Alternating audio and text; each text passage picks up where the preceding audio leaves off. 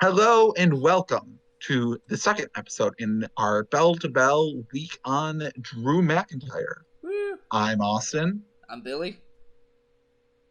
and if you want to hear more about the idea of the series, you should probably watch part one because I mean that was the first half of his career. Yeah. This is part two. Um, but yeah, we're going through Drew McIntyre's career.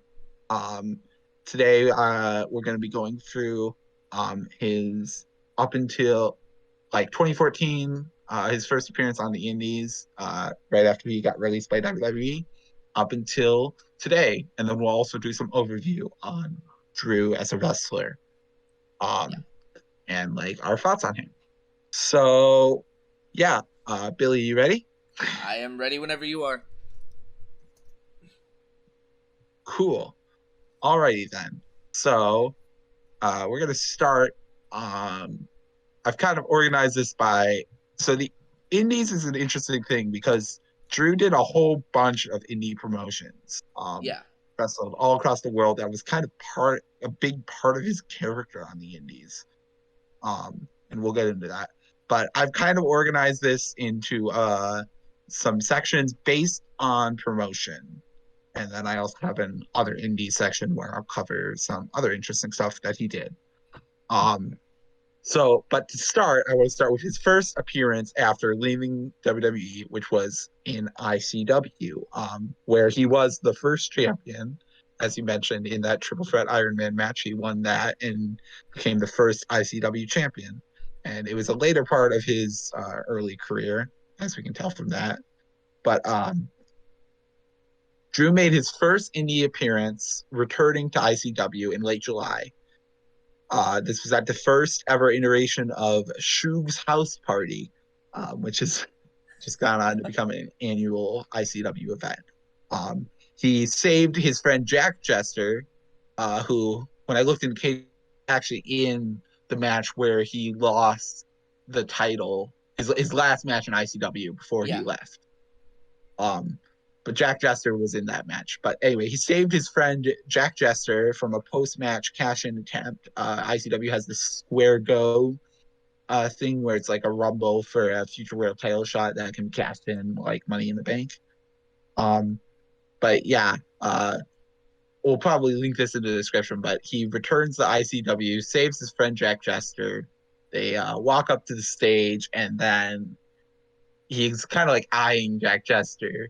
Like he says he's happy for him. They hug. He's still eyeing Jack Jester, and then he throws him off the stage into a table. Um, Heel. he's kind of, or is he? Ooh. We'll get into that. He's kind of like saying, I didn't want to do that. I didn't want to do that. But Jack, you have to give me my time. He ends up he ends up cutting an incredible promo. It's really cool to see the crowd kind of come alive as he's cutting this promo. He's establishing his he establishes his intent to carry ICW into the future and prove that he deserves that Drew McIntyre, or in this case, he was Drew Galloway. He was Drew Yeah. Galloway, Yeah. at least in his second run on the Indies. That Drew Galloway deserves to be in the wrestling business.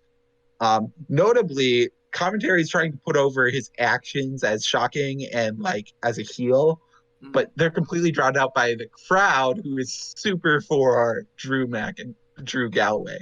Yeah. And Jack Jester was a face champion up until this point. I'm not sure what the alignment was in their eventual title match, but by all means, like this segment kind of feels like Drew should be turning heel here, but he's just so Yeah. charismatic that he ended up being a face, um, as far as I know, with ICW. In November, Drew ends up beating Jack Jester at their big show, Fear and Loathing. This is the seventh iteration, so Fear and Loathing 7, to become the ICW champion. He makes known his intention to defend that belt across the world and make it a world title. This will be a recurring thing that you're going to see with his indie runs. And but across the next year of 2015, he would defend it against a who's who of UK indie talent, including Tommy End, Joe Hendry, Rampage Brown, among others. Some of these were kind of jumbled. It might be in other sections because he was holding so many titles and defending all of them. So yeah, as you can see from there's a bit of carryover there. our man with all the gold. Yeah, as you can see, yeah, he's got like 4 title belts across all of these.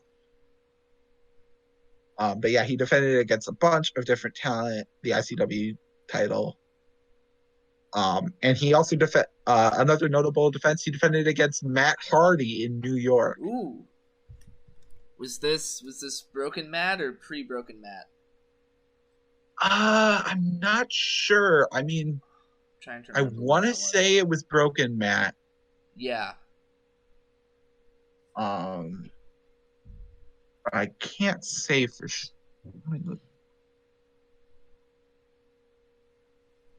Yeah, this was in 2015. So that must have been like right at the start. Like probably right at the start, yeah. Right as it was happening. He would end up going into Impact a bit, or in TNA or whatever you want to call it a bit later, but yeah, we'll get into that. So a year after his debut in ICW at Shug's House Party 2, he would turn heel. I believe it was against Joe Hendry. And he would join up. He would join up with his friend. Oh yeah, it was with Sabu as well, because Sabu was in ICW at this time, I think. He would join up with Jack Jester, and also a manager who was, I believe, like the GM of, at least at the time, he was the ICW GM. To turn heel, they would form a group called the Black Label. So it was him, Jack Jester, and Red Thunder, I believe his name was. But yeah, they would turn heel and form the Black Label. And they would build up a feud going on. Finally, though, at Fear and Loathing 8, after 378 days as champion, which I think is kind of like the longest modern. No, wait. Jack Jester held it for like 400 plus days. Okay. Right before him. But after 378 days, he would lose the title to Grado in the Ultimate Underdog Triumph, thanks in part to Mick Foley. What? Which is kind of weird. Yeah, I've watched this clip so many times. Basically, Grado, like, basically it's like odds stacked against them because obviously it's Grado. Right. Yeah. Kind of crazy that he even won the title. But they pulled the trigger on him, which I mean, you gotta respect ICW for having the balls to do that. Just like fully giving the fan. Like, I love Grado. He does not feel like a world champion, but it's kind of cool that they gave the belt to him, and it's a cool underdog story. Anyways, he was a special guest for Fear and Loathing 8, and he ended up as an enforcer in the match because, you know, Red Thunder and Jack Jester both tried to get involved. I think Red Thunder tried to get involved, and Foley pulled out Mr. Sacco and gave it to him. And then the founder and main owner of ICW ran down to count the 3. And and Grado ended up winning the title off of Drew McIntyre. Anyways, continuing his time in ICW, he would toil around for a while as a champion. As contender, he would challenge Chris Renfrew and Big Damo, otherwise known as Killing Dane, at points for the heavyweight title. He would not win it back, though. He would end up on the shelf with a back injury, which is going to correspond with a bunch of other points because, again, he was just everywhere doing everything. Right. Yeah. He was he was across like 3 or 4 different promotions at one time. Oh my god! That's all the indie. He was across like 3 major indies. Jeez. Or 2 major indies and Impact, all doing stuff all the time. Wow. And along with numerous like smaller promotions. Yeah. Yeah, he would end up on the shelf with back injury. Before that, he was in a feud with the ICW owner, Mark Dallas, based off of him counting the 3 in that match and costing him the title against Grado, basically. Right. He would tease retirement, though, after that back injury, um, and like teased like making up with Mark Dallas, but then would kick him because he's Drew Oh McIntyre yeah. Still and he's still got to got a kick ride people all the left in the time. tank. Uh-huh. Maybe he was wearing a salmon, Salmon whatever that jacket. that no that really a salmon that really cool coat that he Oh wears. yeah. Yeah, yeah. Or if it was his WWE run, he would have been wearing a salmon kilt. Yeah. But anyways, this would lead to the Black Label versus a team put together by Dallas at Fear and Loathing 9 with the control of the company on the line. The Black Label would lose, and this would be its last appearance in ICW before debuting in NXT. He would end up in 2018 being inducted into ICW's Hall of Fame. So that's his time in That's his second run in ICW.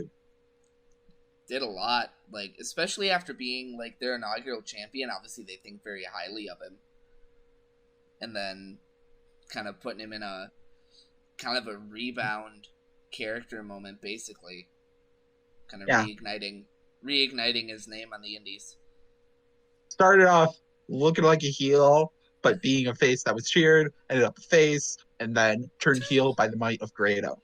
Yep. Um, this doing this research also made me realize who Jack Jester is, because I've seen a whole bunch of Joe Hendry's entrances where Jack Jester is is where he's making his entrance against Jack Jester and clowning on Jack Jester. Yeah. Notably, Boom Boom Boom Boom, Jack Jester's in my room, which is a cover of the Venga Boys song. Boom Boom. I don't know how. I know the parody song that Joe Hendry did better than whatever the Yeah. heck that is. Anyways, moving on with the Drew show. Let's move on to his time in Evolve. Evolve was actually where he had his first match back, which in retrospect is kind of funny. And get into that. Um, but in Evolve, he debuted in a match against Chris Hero for the heavyweight championship and won it in his debut. Wow. Again, kind of calling back to his BCW days, right, or his time in Irish Whip. But yeah, he won the World Heavyweight Championship in his debut and cut a pretty nice promo about wanting to carry the industry on his back. Yeah. He would hold it for nearly a year, defending against a number of names, including all those British names I mentioned earlier. He defended against a bunch of them. He defended against Ricochet. He defended against Johnny Gargano and Roderick Strong, before eventually losing it to Timothy Thatcher. As part of this holding it, he continued his whole, what I'm going to call his Mr. Worldwide gimmick. No, he's not Pitbull, but you could call it a whole bunch of things. But basically, the basis of the gimmick is after his time in the independent in WWE, he got let go, and he's passionate. He's a very passionate man about pro wrestling, and he wants to prove that you can make a living in pro wrestling by being an independent wrestler. Yeah. And basic, but he can prove you can make a living by being an independent wrestler, and he also wants to bring prestige to independent wrestling by defending titles all around the world, and he was going to do that, and that's what he did. Yeah. He defended in Britain, he defended in the US, he defended in Australia once. Oh wow. I think it was the Evolve title.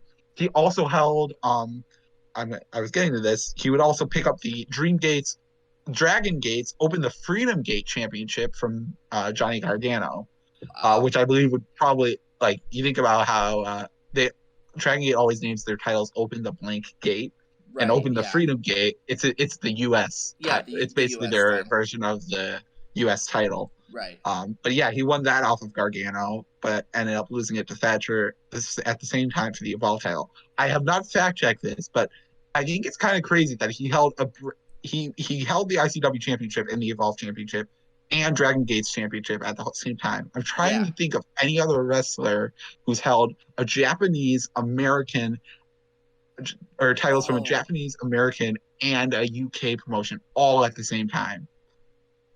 I don't think anyone in the modern era. The closest person I think who's come close is Kenny right now, and that's only because he's got North American and Mexico. Got North America, Mexico. He doesn't have any Japanese belts Right. though, and he doesn't have any UK belts though either. Right. But yeah, I think that's kind of crazy. Like, Yeah, that's insane. I mean, the The Dragon Gate one wasn't really defended outside of the US, but it's still a Sure, but Japanese promotion. right, like the amount of workload he probably had too, like the miles he had to have logged in that like 2 years. Yeah, I mean, it's mainly across like two different fronts of Yeah. ICW and Evolve. So, wait, look at his cage match again. But he might have also been doing stuff in Impact at this time, Right. which the whole thing. But yeah, he was doing a lot of work on the Indies. Anyways, for the second half of his time in Evolve, Galloway would become the first Evolve Tag Champion with Johnny Gargano. Huh. Which is kind of funny because he won his belt, the Figuring Gate belt off of him. Right. But after losing the titles after a relatively short reign, I think they only had like 1 or 2 defenses. They would lose the titles to Drew Gulak and Tracy Williams, who I think were Team Catch. I might be wrong on that. That might have been a different team. Anyways, Galloway would turn on Johnny and berated Evolve for talk. This is part of the Evolve mini doc, which was shot at the end of his career, so he might not have immediately been saying this, but yeah. He berated Evolve for taking everything he worked to build up as independent and betraying it to become part of the WWE feeder system, which I thought was a kind of a cool call out, a kind of cool self-awareness. Yeah. Yeah, but he would end up joining up with EC3, Chris Hero, and in a surprising move, Chuck Taylor. The way this went down is basically he had a feud with Drew Gulak going, and the feud turned into a tag title shot against Drew Gulak and Tracy Williams, I think was still his partner at that time, with Drew Galloway and a mystery opponent. That mystery opponent ended up being Chuck Taylor under the name Dustin, all caps, which is Chuck's actual name. Right. But Chuck basically being turned from this comedy wrestler into this super serious guy who thinks he should be main eventing everything and stuff. It's just kind of funny because I mean Chuck is really good, and I don't think people give him enough credit for that. Like his comedic timing is really good, but he's also a really good wrestler who was PWG champ for a really long time. Right. And like kind of was like the ace of that promotion. So yeah, that was kind of cool. To see him there. Anyways, Drew would go under with an injury. This injury that I keep talking about, it actually only lasted like I think he said 8 to 10 weeks in WCW. So it wasn't too long, but it did kind of like throw off any plans because 8 to 10 weeks is still kind of a long time. Yeah, that's still 2.5 months roughly. It's especially in the indies where you're doing like a show every 2 weeks or so. Right. Yeah, you need your title belts. But Drew would go down with an injury, and the replacement team of Hero, who he was already out, Chris Hero, who he was already allied with, and Dustin would lose the titles. Drew would have a short feud with Cody Rhodes before Cody Rhodes had to leave, and then he would go into a feud with Matt Riddle before he had to leave. Yeah, he had Cody Rhodes' last match in Evolve. Okay, he was a tag. That was a tag match with him and Dustin versus Cody and someone else. And then he would end up in a rivalry with Matt Riddle, where he would lose that rivalry, he would lose the last match that was for the WWN title. Right. Yeah. So that was his time in Evolve. I think it was a pretty interesting run. Yeah. Wait, there was something on the tip of my tongue that I was going to say. Oh, right. We are filming this on Monday night. Yes. Tonight, there is a Money in the Bank qualifier between Drew McIntyre and Matt Riddle. So there's the tie-in for you. Bit of a modern tie-in. Yeah.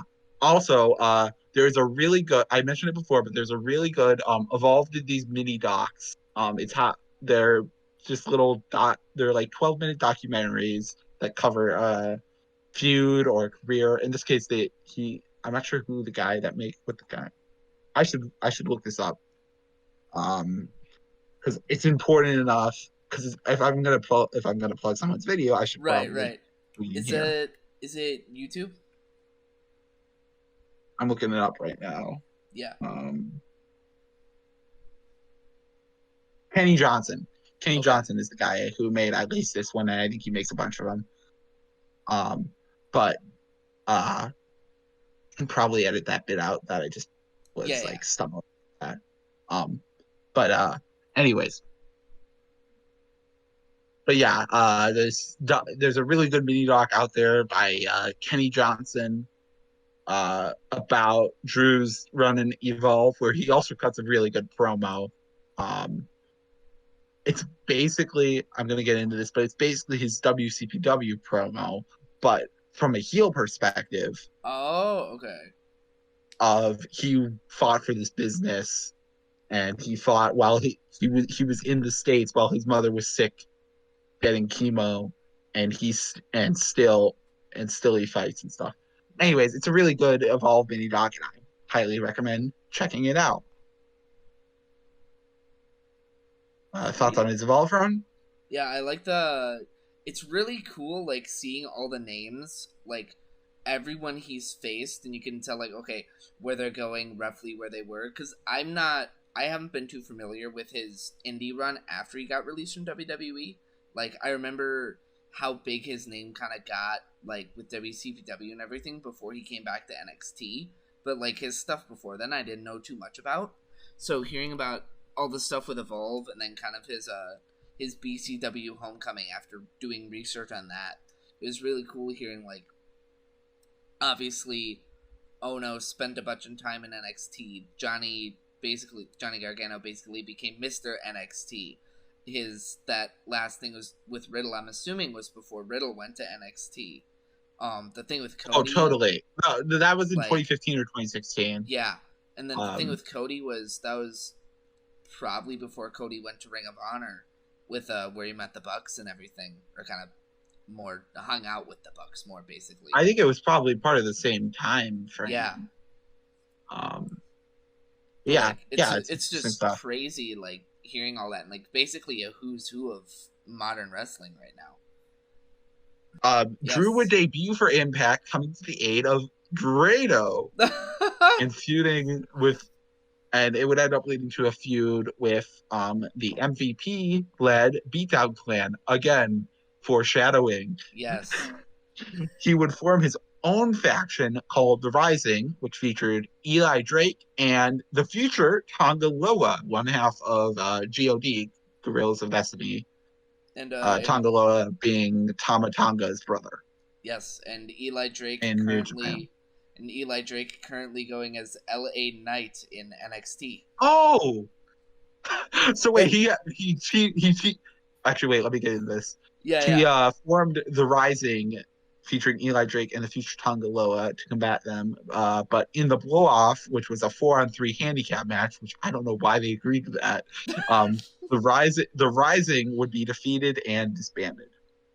Galloway would begin a feud with Eli Drake after Drake cost him the world title versus EC3. So he Okay. feuded with both, or he had a match with Trevor Lee, Yeah. and he also had matches with Eli Drake. That's LA Knight and Cameron Grimes who are feuding right now in NXT, which is kind of cool. Just so many interweavings of it Yeah. all runs through the chosen one. But anyway, after Drake costing the world title versus EC3, I also think that's just kind of how independent wrestling Oh yeah. works. Is like Yeah. you get those feuds of people who are right on the cusp. Well, and it's also Um, a testament just to how good everyone is right now. Like yeah, the skill ceiling is skyrocketed from like couple just 5-10 years ago. yeah. Anyways, he would beat Drake in a no DQ match at Impact's event Turning Point. And then in a match that pitted Team TNA versus Team Global Force Wrestling, Oh I God. I don't even know what was going on there. I Oh. know Oh like TNA God. was GFW for a while. Yeah. Basically Jeff Jarrett was leading the GFW guys. But Drew would score the pin on Brian Myers, expelling Global Force from TNA. Huh.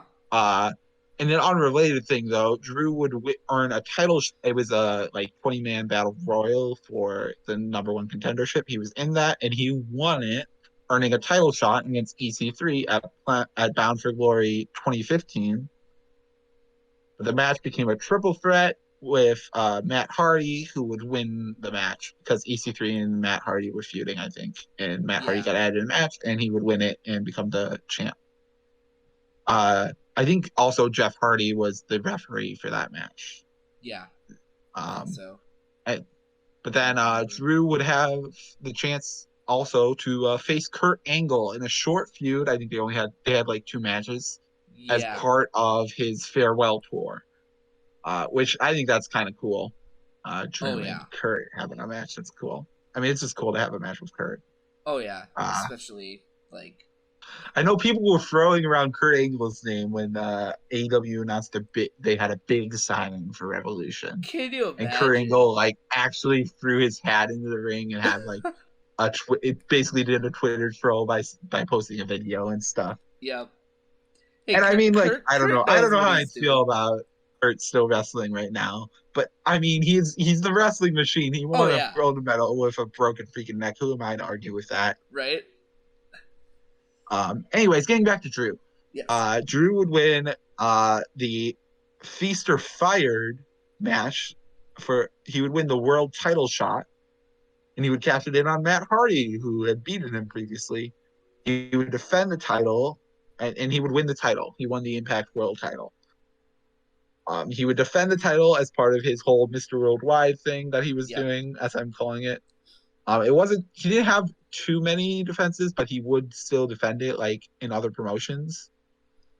Um, it would be short lived though. In TNA, he only defended it against both Hardys, not at once. He defended it against Jeff Hardy, Matt Yeah. Hardy, and Pyrrhus.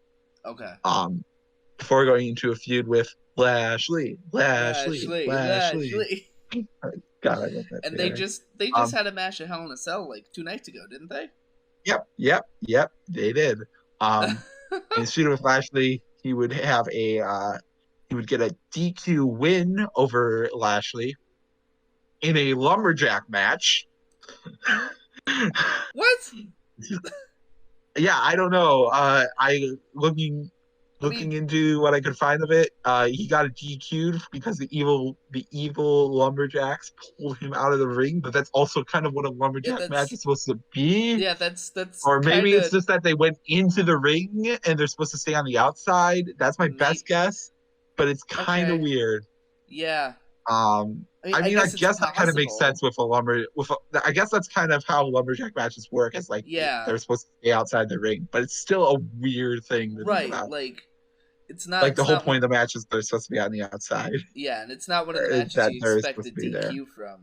Like I guess it's obviously possible, but huh. Anyways, I think that was on TV.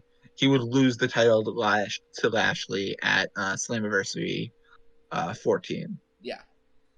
Um, and then for the final leg of his Impact career, his rematches for the title would come up empty thanks to continued interference or triple threat rules with EC3. This would lead to him turning heel when had a match with EC3 and guest referee Aaron Rex. Does that name ring a bell? Oh, okay. It's Damien Sandow. Yes. I'm Oh surprised my you knew that. god. I think I Aaron. had to I think think for a minute. Sandow. From what I know of Sandow, I don't think he was in Impact for long. No, I don't think so. Cause he Because like I know was he transitioned pretty quickly out of wrestling. But yeah. in that time in Impact, he did feud with Drew Drew. Huh. Cause I know, yeah, Um Aaron Rex was out for out of wrestling for a long time, and then he wound up getting back in with the NWA, which I think he still wrestles for them. Oh yeah, Yeah. he did get in the NWA. I remember hearing that a bit. Like, yeah. But anyways, he would compete in the tournament to crown the first Impact Grand Champion. But he would have to step out of the finals due to injury. Aaron Rex and him made it to the finals, but he ended up getting injured, stepping out, and Eddie Edwards, who he had fought to a split decision in in the semifinals. Yeah. Eddie Edwards would take his place. Okay. But yeah, I think the Grand Championship was the one that had the round system. Back in like 2016, 2017, or 2016 mainly. But yeah, he would return and take the title off of Moose, holding it for 3 defenses before dropping it back in his last match for TNA. So yeah, his Impact run in general wasn't great. Kind of stop start, but there was some cool stuff in there. Yeah. I think it's kind of cool to see the Lashley stuff start like that. And with the little hint of MVP there too, with his first feud with the Beatdown Clan. Yeah. And also I think it's cool that he got a match with Kurt Angle in. Yeah.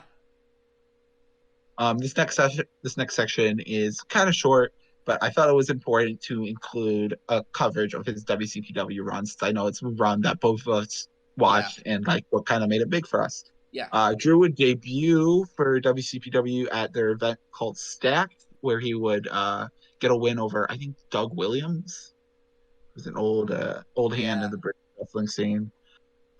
He would eventually earn a title shot against Joseph Connors, but he would come up short and also be injured in that match. I'm not exactly sure if the injury was from this match, but everything I could find pointed to this match. Okay. So I think this is where the injury happened. I might be wrong, though. It might have been a different match. He was doing so many different matches. Could have gone anywhere. Yeah. Drew would return on the Go Home YouTube show for their pay-per-view, iPay-per-view, Delete WCPW. But on the Go Home show for that, he showed up to stop Joseph Connors from breaking Joe Hendry's leg.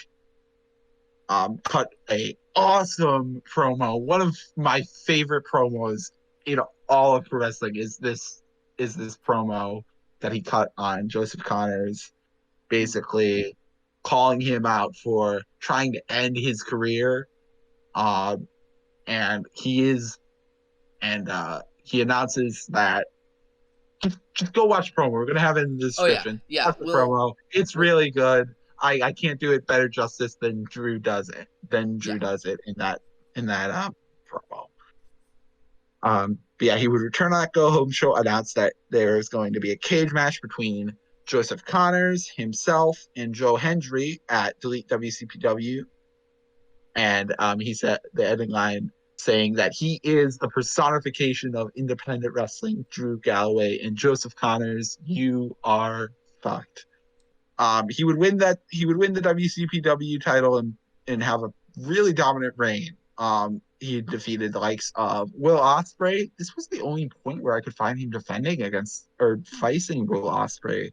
But yeah, he defended against Will Ospreay, Bully Ray, and he had a non-title match with Ricochet during his time as champ. That was a really good one. That was on my first the first show I watched outside of WWE was the WCPW English qualifier for the World Cup, and Drew was on that show defending against Ricochet in a really cool match. Ricochet lifted Drew up and did like a fallaway slam on him.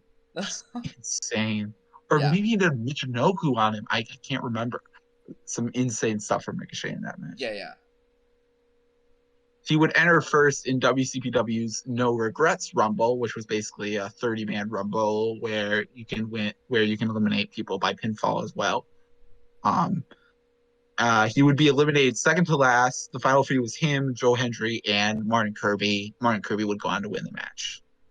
His final match on the Indies and his final match on the Indies in general was for WCPW, where he would lose to Cody Rhodes in at their Mexican qualifier for WCPW Yeah. World Cup. With that being said, I have a few interesting Indies facts / matches that we're going to go into. These are a bit of rapid fire, but I'm ready here we for 'em. go. He appeared at, I think it was WrestleCon 2017. Knowing the time frame, I think he was at WrestleCon 2017. They had a dance party because I think it was Will Ospreay and Ricochet. I might be wrong. It was Will Ospreay and someone Yeah. entered as the Uptown Funkers. Um, and it all evolved into this giant dance party to Uptown Funk, where a whole bunch of people were doing stuff. They end up Drew Galloway doesn't want to dance. They end up doing a line and like doing this, doing like a wave into Drew, and he Yeah. starts dancing like right at the beat drop in Uptown Funk, like right before the chorus, like Oh right yeah, before the yeah. horns kick in. And it's really great, and That's great. he just looks great dancing. And then of course he kicked someone's head off Oh, and of ended the course. dance party because he's Drew It's Drew Galloway. That's Galloway. what he do. That is what he do. It is. Is that the second Mark Henry reference? Yeah, that's two in this one. What the heck? I think everyone just like really likes Mark Henry. Okay. Yeah. Anyways, other rapid fire indie facts. He wrestled in AAA, teaming with Angelico and Mil Muertes to wrestle wow. Mr. Anderson, Matt Hardy, and Johnny Mundo. It was like a triple threat match. It went to a time limit draw, and so then he went into an overtime period with Johnny Mundo, which he would lose. Wow. Yeah, kind of cool. But that's a callback to his first title feud, which is against Morrison in WWE.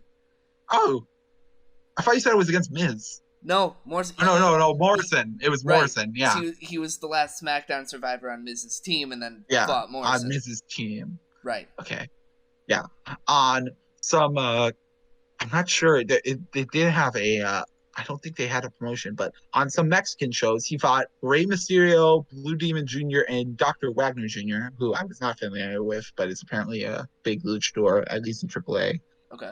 He fought them in tag matches when he was teaming with the likes of Tyrus, Matt Cross, aka Son of Havoc, and Carlito. An interesting fact from his time in Impact, Drew is 0-2 against Mike Bennett.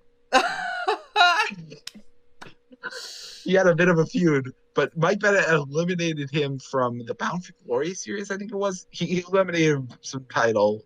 Yeah. And he also had a singles match with him where Mike Bennett beat him.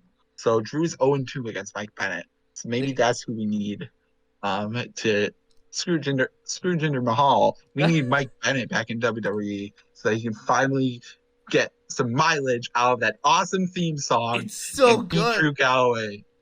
Or Drew McIntyre. I don't know. I guess he's 0-0 against Drew McIntyre. So yeah, right. Yeah. He fought Braxton Sutter, who is currently the Blade, in the first round of the Grand Title tournament. I think that's kind of cool. Braxton Sutter. Drew beat Ryzen. Yes, that Ryzen. With the Grand Title on the line in 2 minutes. That was one of his defenses. Drew defended the WCPW title against Anthony Bowens in New York City. Really? Yeah, I thought that was kind of cool. It was a random indie match. Yeah. It was a random indie match. Probably local fed, but I think that's kind of cool. Huh. And then Drew beat Chris Masters in 5-Star Wrestling, who's also in NWA now. And lastly, Drew wrestled a barbed wire no ropes match against Jack Jester in ICW. Wow. That's the wildest stipulation I could find for him. Although that triple threat Iron Man is pretty up there. Yeah. That's a unique match. Yeah.